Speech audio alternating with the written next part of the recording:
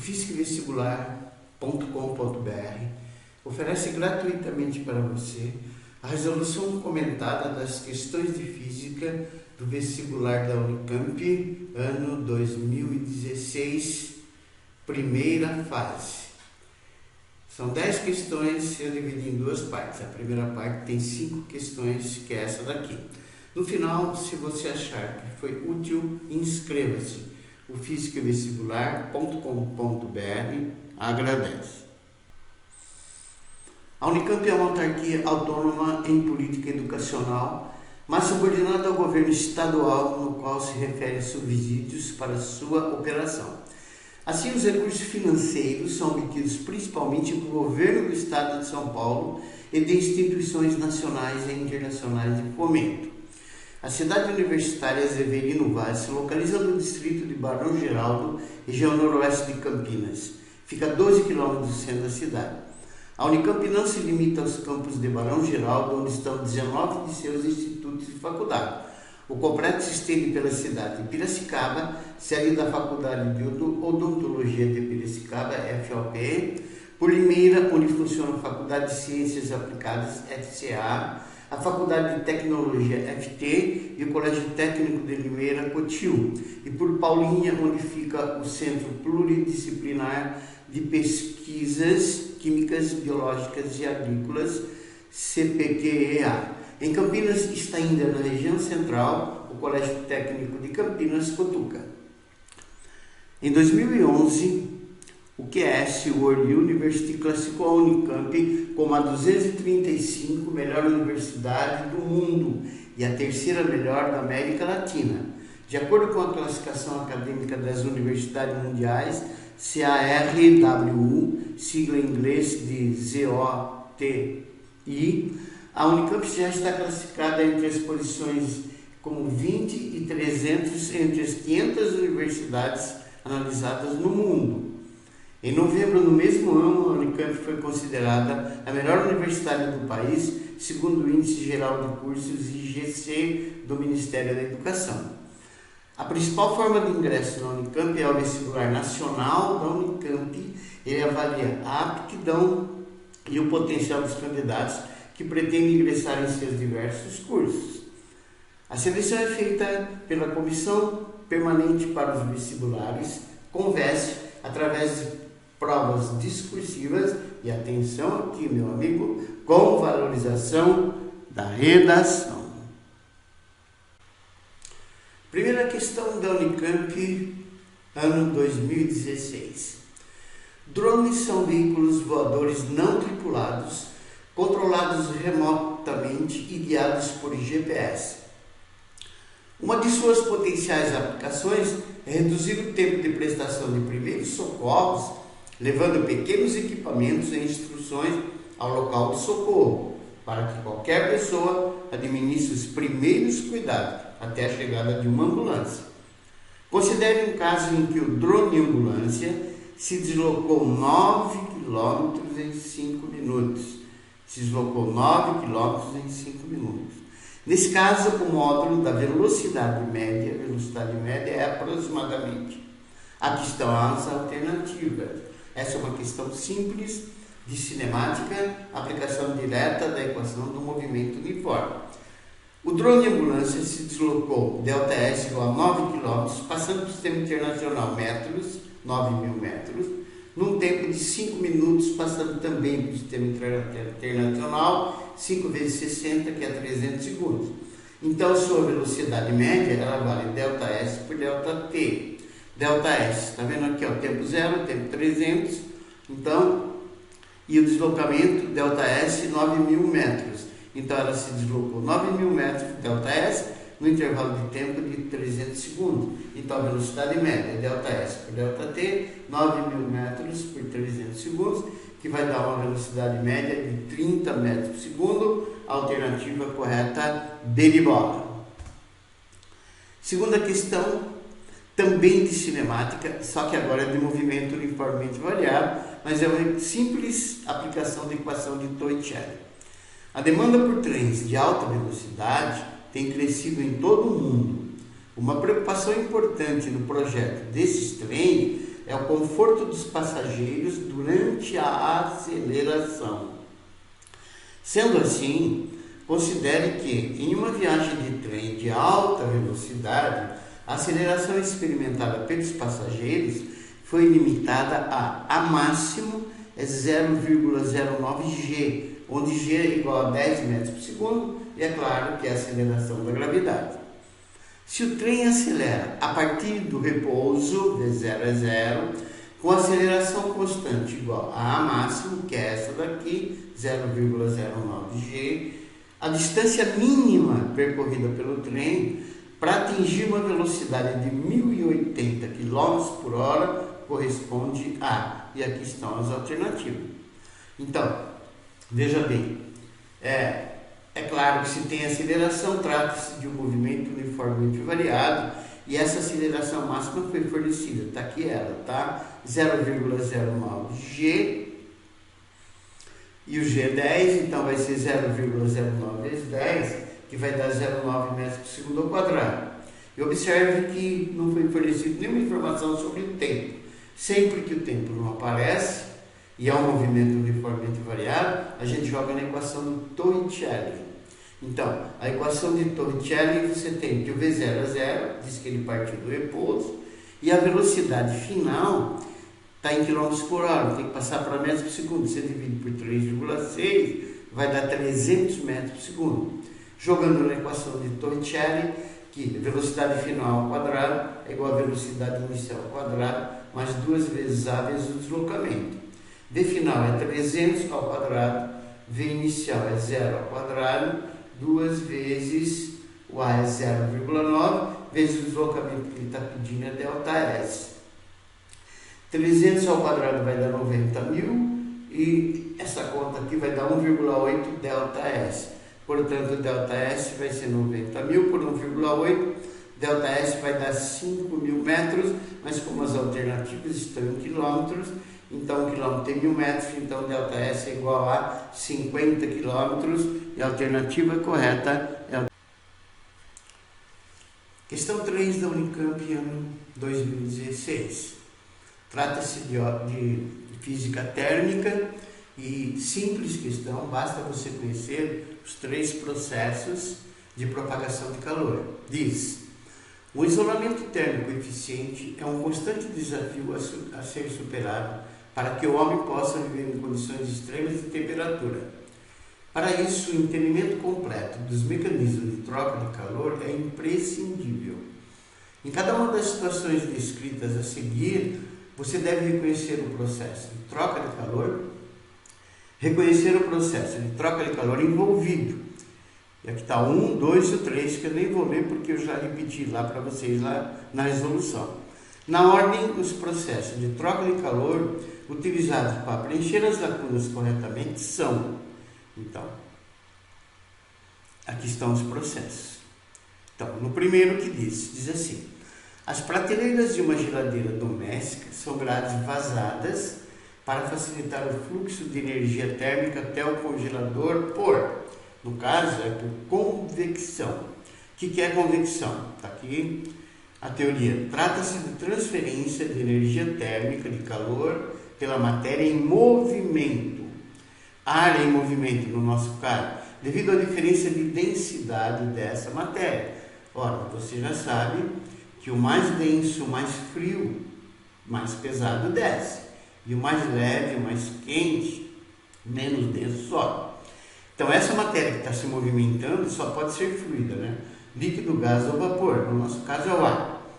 As prateleiras de uma geladeira doméstica são grades vazadas para facilitar o fluxo de energia térmica, de calor, ou as correntes de convecção até o congelador. Então, veja bem, ó, nesse meu exemplo, o congelador está em cima.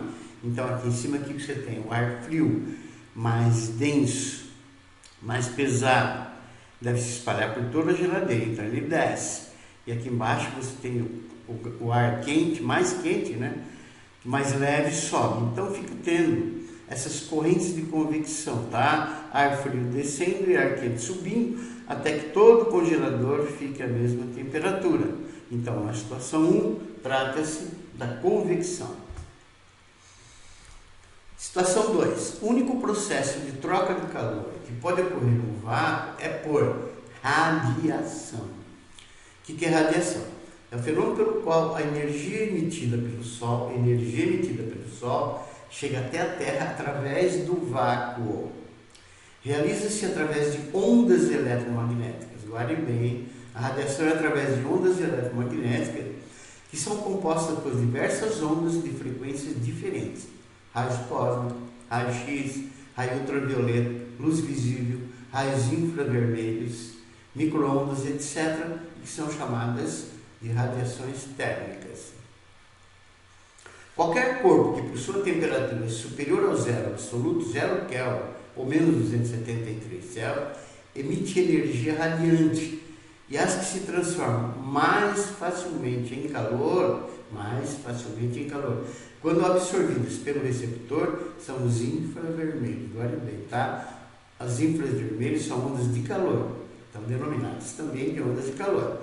Então, a radiação ocorre no vácuo só ocorre radiação, tá? Mas acontece que a radiação também pode ocorrer no ar, como você pode observar na figura, onde a mão que está no ar está recebendo o calor do ferro elétrico por radiação ou irradiação.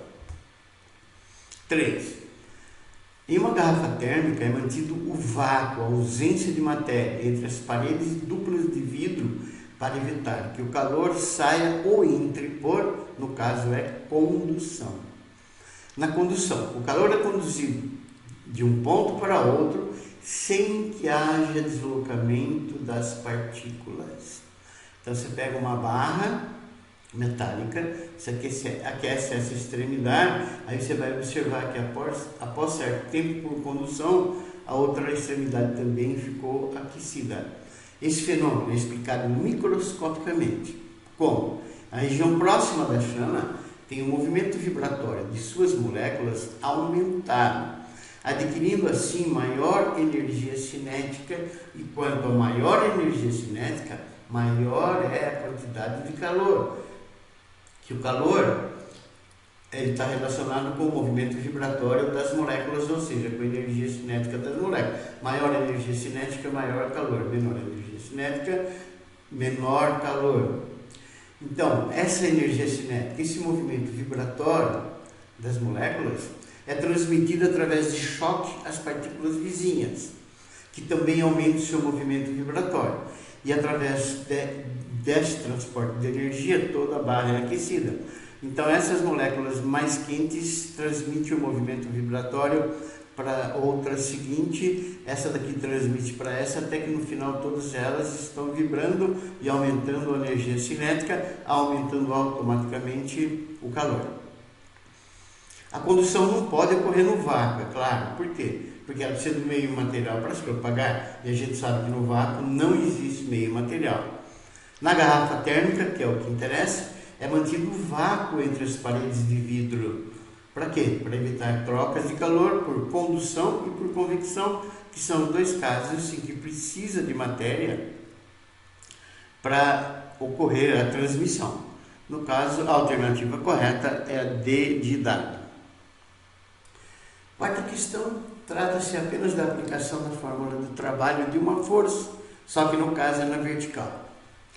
Músicos artificiais feitos de nanotubos de carbono embebidos em cera de parafina podem suportar até 200 vezes mais peso que um músculo natural do mesmo tamanho. Considere uma fibra de músculo artificial de 1 milímetro de comprimento. Veja bem, não está no sistema internacional, tem que passar para metro. 1 milímetro é 10 a menos 3 metros. Suspensa verticalmente por uma de suas extremidades e com uma massa de 50 gramas. De novo, não está no sistema internacional, tem que estar em quilogramas, então é 50 vezes 10 a menos 3 quilogramas. Pendurada em repouso em outra extremidade. Então você tem a fibra de 1 milímetro e uma massa de 50 gramas pendurada na extremidade dela em repouso. O trabalho realizado pela fibra sobre a massa, ao se contrair de 10%, então a fibra contraiu 10%, erguendo a massa até uma nova posição de repouso, de novo está em repouso, e aqui está o trabalho em joules, É claro, se o trabalho está em joules, todas as unidades têm que estar no sistema internacional. Para facilitar para você, o que eu fiz? Eu coloquei um desenho aqui, tá vendo? Ó, essa é a fibra no tamanho natural, tamanho normal, não está distendida nem comprimida. Veja bem, o comprimento dela é fornecido 1 milímetro, 10 a menos 3 metros. Está em repouso, então ela tem um peso para baixo. Para ela estar em repouso tem que ter uma força para cima, força aplicada pela fibra, tá? Então o peso é igual à força aplicada pela fibra. Aí o que houve? Ela foi contraída e ela é contraída de 10%. Então, essa massa subiu e recebeu um deslocamento de 10% de quanto? De 1 milímetro. Então, ΔS é 10% de 1 milímetro, que é 10 a menos 3 metros. 10% é 0,1, 10 a menos 1, vai dar 10 a menos 1 vezes 10 a menos 3. Então, essa fibra, essa massa sofreu um deslocamento de 10 a menos 4 metros. Esse foi o deslocamento da massa quando a fibra se contraiu de 10%. Veja bem que nas duas situações, tanto aqui quanto aqui, o peso é igual à força, porque está em repouso. Então, se a força F, que a fibra aplica no corpo, equilibra o peso do corpo, F igual a P, força é o peso, durante a contração da fibra. Podemos calcular o trabalho da força, lembrando que o ângulo entre a força F, tá vendo? Olha a força F aqui é para cima, ó, e o deslocamento também é para cima. Então o F e o deslocamento, o ângulo entre eles é zero. Então o ângulo entre a força F e o deslocamento é zero, vamos jogar na forma do trabalho. Trabalho da força F dessa força, que é igual ao peso, tem o mesmo modo, a mesma intensidade que o peso, ela é F vezes ΔS, força vezes deslocamento, vezes o cosseno do ângulo entre a força e o deslocamento, que nós já vimos que é zero, e cosseno de zero é 1. Então o trabalho da força vai ser o F é o próprio peso, o ΔS é o deslocamento, vezes o cosseno de zero, que é 1. Então o peso é mg, então eu tirei esse P, coloquei M, que é a massa, 50 gramas, em quilogramas, 50 vezes 10 a menos 3, vezes o G, 10, e vezes o deslocamento, que é 10 a menos 4. Então, o trabalho da força F vai ser 5 vezes 10 a menos 5 joules, e a alternativa correta é a alternativa C. Quinta questão da Unicamp, versa sobre óptica geométrica. O teatro de luz negra, típico da República Tcheca, está aqui um desenho, tá?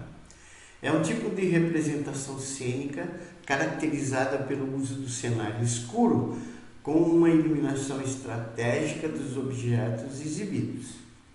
No entanto, o termo luz negra é fisicamente incoerente, pois a coloração negra é justamente a ausência de luz. A luz branca é a composição de luz de vários comprimentos de onda ou de várias frequências, e a cor do corpo é dada pelo comprimento de onda que ele predominantemente reflete, ou pela frequência que ele predominantemente reflete. Assim, um quadro que apresenta as cores azul e branca, quando iluminado pela luz solar, então ele tem cor azul e branca quando iluminado pela luz solar. Ao ser iluminado por uma luz de uma só cor, de comprimento de onda correspondente à amarela, então a amarela é aquela que tem aquela frequência, aquele comprimento de onda característico dela, apresentar respectivamente uma coloração. Então ele está dizendo que um quadro que tem azul e branco, quando você joga a cor amarela sobre ele, que coloração você vai enxergar? Aqui estão as alternativas. Muito bem. A luz branca do sol ou de uma lâmpada qualquer é denominada luz policromática. Luz policromática é uma luz que tem várias cores e é composta das cores monocromáticas, uma só cor, que é o vermelho, alaranjado, amarelo, verde, azul, anil e violeta.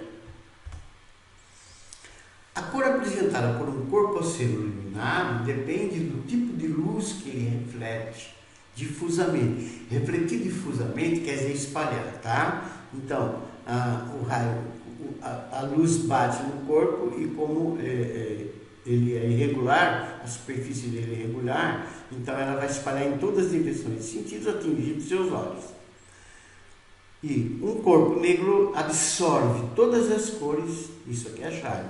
Um corpo negro absorve todas as cores e um corpo branco reflete todas as cores. Então, para você entender, eu coloquei aqui uma série de exemplos. Então, na figura 1, tá vendo aqui, figura 1, você tem um corpo vermelho. Esse corpo vermelho ele é feito de um pigmento que tem a característica de absorver todas as cores e refletir só a vermelha. Então, o que acontece? Eu estou jogando só a luz vermelha nele.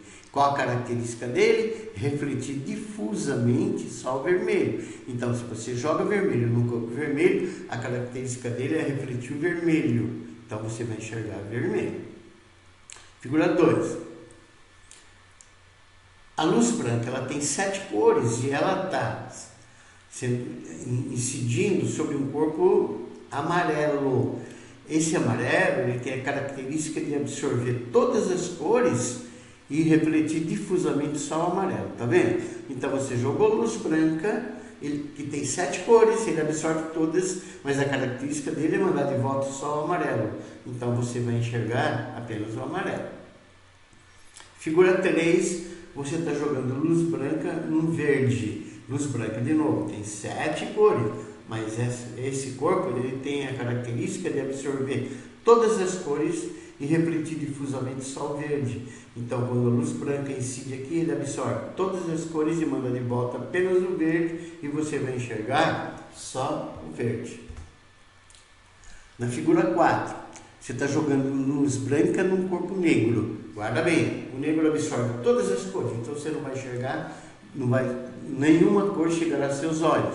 E quando não chega nenhuma cor, você vai ter ausência de cores, que é o negro. Figura 5. Está jogando uma luz verde sobre um violeta. Luz verde sobre o violeta. O violeta, ele absorve todas as cores, inclusive o verde. E mandaria de volta só o violeta. Mas você está jogando apenas o verde. Então ela vai absorver o verde e você não vai enxergar nenhuma cor, porque nada vai ser espalhado, refletido difusamente. E na 6 você joga luz vermelha sobre um corpo vermelho. O vermelho absorve todas as cores e ele reflete difusamente apenas o vermelho e o observador vai enxergar o vermelho. 2 informaçõezinhas para você aqui, tá? As cores primárias são as cores mais puras de todas. E com sua mistura pode-se produzir qualquer cor. As cores primárias, guarda bem que pode ser importante, são o amarelo, o vermelho e o azul. As cores secundárias são formadas por uma mistura de cores primárias e são o verde, o roxo e o laranja. No nosso exercício, se o quadro tem cor azul e branca e é iluminado pela amarela, ele deverá apresentar. Então, quando o amarelo incide no azul, tá? Essa cor, o azul tem a característica de absorver todas as cores e mandar de volta em azul. Peraí, o amarelo que está incidindo no azul. Então o azul vai absorver todas e não vai mandar nada de volta, você vai enxergar negra. E quando a luz amarela incide sobre a branca, tá? A branca reflete todas. E está jogando só amarela, então ela vai refletir a amarela. Então você vai enxergar as cores negra e amarela respectivamente, e a alternativa correta é a B de